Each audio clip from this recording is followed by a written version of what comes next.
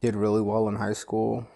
Um, got a full scholarship to the University of Connecticut. I went there for a year, and yeah, I just kind of started partying a lot.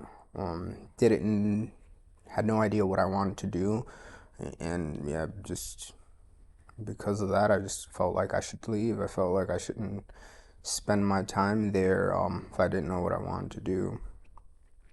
So I dropped out.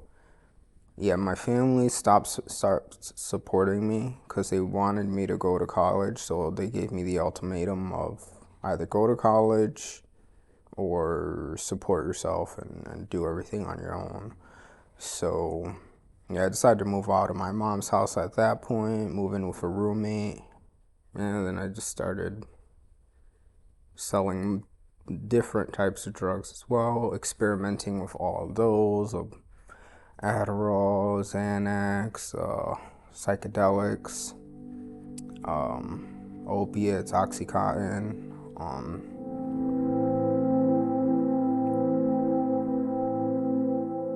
I went to jail, so one night I went to a concert, and like I said, every time I drank, I binge drank. Didn't drink often, but I assaulted someone one night when I was really drunk. I was blacking out. I got a felony, and that just really stressed me out. The thought of having to go to jail. I mean, my charge was a 10-year max, so I was fucking terrified. I thought I was going to prison. And just that stress, like, that's when I started drinking every day. And then I went to jail. And then after jail, same thing, drinking every single day, partying, thinking my life was over. So now I'm a felon, and now all my dreams are ruined. Then I decided to move to Chicago.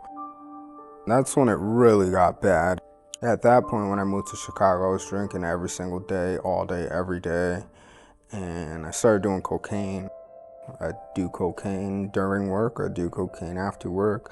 I drank after work, and I just started blacking out all the time.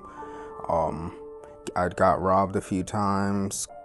I woke up in the hospital multiple times, and I just kind of got scared that I was gonna die. Um, I tried quitting on my own, and I never lasted more than a month.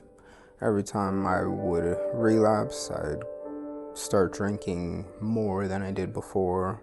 My coke dealer was looking for me because I owed him money. I couldn't afford to rent on my own, and every day I'm like dealing with all this, and I'm still blacking out everywhere. I can't seem to get a handle on things. So I decided to move back in with my mom. Back here. Yeah, back to Michigan.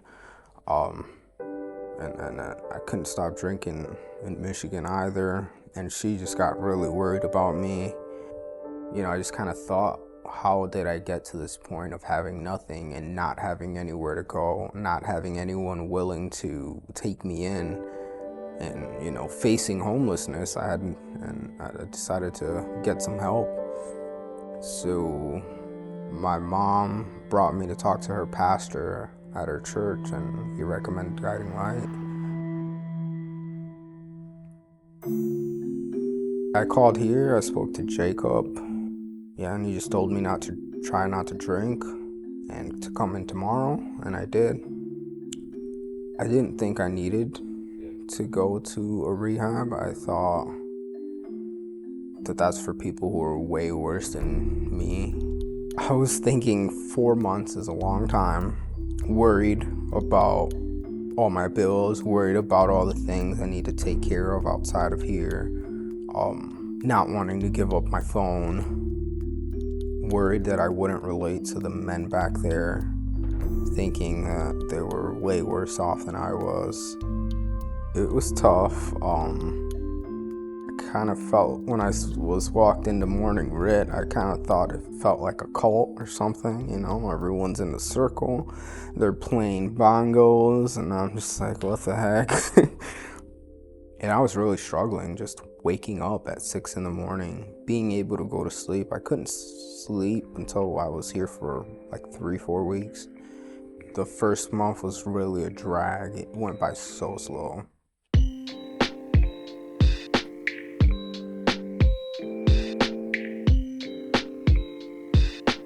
I started getting closer to the guys back there, started getting a lot of insight from my therapist and my spiritual director.